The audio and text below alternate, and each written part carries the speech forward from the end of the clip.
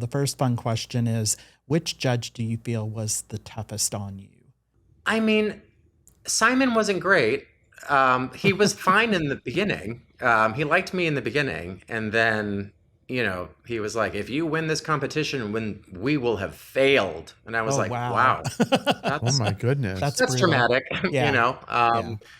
But also, what America I think forgets is that when you're given these very very limited lists of songs to sing, it's because they don't have the money to clear Right. a song that is more recent, right? It costs more to get the rights to do that on national television. So on the first season, we were the guinea pigs. We didn't have money. So they gave us like 10 songs. And it was when I made the top 10, it was Motown, I think, was the theme. And I had never heard most of this stuff before. And, I mean, Kelly and I think were fighting over, Get Ready by the Yeah. Temptations. And Yeah. she ended up getting it.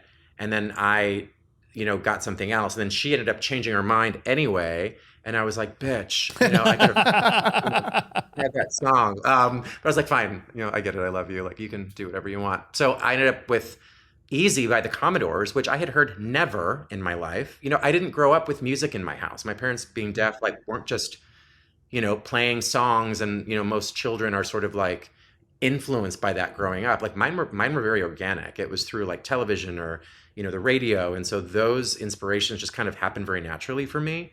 And so I wasn't familiar with it. And I had literally like a day to rehearse this with a vocal coach. We didn't have big bands like they do now. We didn't have, these very, very, in-depth vocal coaches like they have now. It was very different, So it was a song I wasn't familiar with. I didn't do a great job with it. It wasn't my best moment. I went and I was ninth, obviously, but so much more was to come from that, and that was the tour, being able to come back for the finale to see Kelly win, and then moving out to LA and try to pursue a record deal, and do that openly gay, and do that at number 9, and not having all of that exposure that Kelly, Justin, Nikki, Tamira did, right? I mean, they Right. were getting Right. like Old Navy commercials, but with me, I was just like, they like didn't even know who I was, So I knew that after that ended, I had a very short amount of time to pursue a career. I disagree. I thought you did a really good job on Easy. I I remember appreciate that that. That's very performance. generous, So, but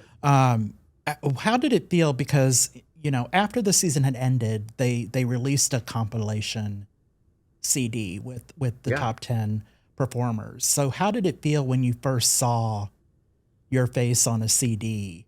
Like what was that feeling like? Yeah, that was very surreal.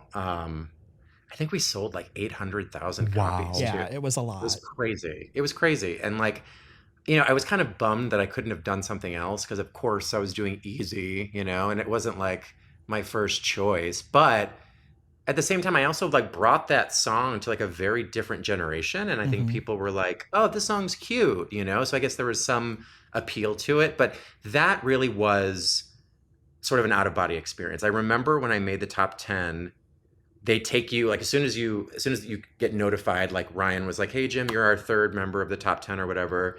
We stop filming and they bring you into this room and you're talking to Variety and Entertainment Weekly and Access Hollywood. And it's like, you don't have a lot of media training Hmm. up to that point. But because I think for me, growing up with deaf parents and being around adults very, very young and being their interpreter, in situations like, doctor's appointments and real estate or, accounting or my parents, work or whatever that is, I was very familiar with how to communicate, how to engage, how to be responsive, how to be interactive. And so um, they put me and Ryan Starr and Tamira on the cover of TV Guide, and I was like, "Oh my God, that's crazy!" And I wore a choker because I thought that was cute. And that was going into like a Ralph's supermarket in LA and seeing yourself like on the cover. And I will never forget the person who was checking me out. She like looks at the TV Guide and she looks at me and she's like, "Is that you?" And I was like, she's like, "Good for you, honey." And then it's because clearly like she doesn't give a shit.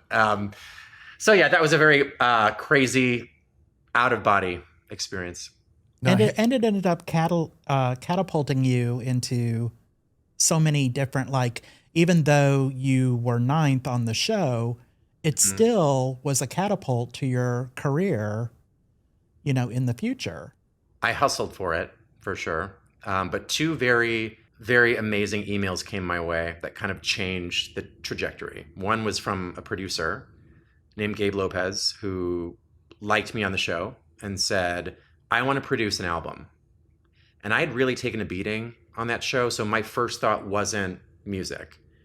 I wanted to get an agent, a manager, get into acting classes, and start auditioning. And that was what I wanted to do. And then another email came my way from the writer of Eating Out.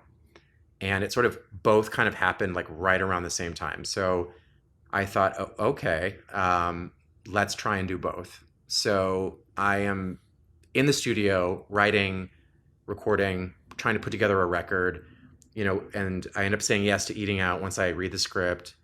We fly to Tucson, Arizona. We shoot it in triple degree heat in 10 days. Wow. Very low budget. It was like $50,000 budget. And it was the best. I loved it. It was so much fun. And even though you didn't have a lot of resources, it was just the experience, the team. I just had a blast doing it. This is where I kind of saw myself, anyway. And then the music kind of came along, and I was able to get some songs on the soundtrack of Eating Out. And so it felt very, cross-promotional, and it was just really good timing. And then I was able to go to Kosh Records and say, here's a final album done. All you have to do is distribute it, basically. And they agreed. And it was kind of another out-of-body experience to walk into a Best Buy. For those kids out there, we used to go into stores and buy CDs. Right. CDs. And that was an amazing thing, and I did this while being openly gay. And that was the other thing that I was really, really proud of.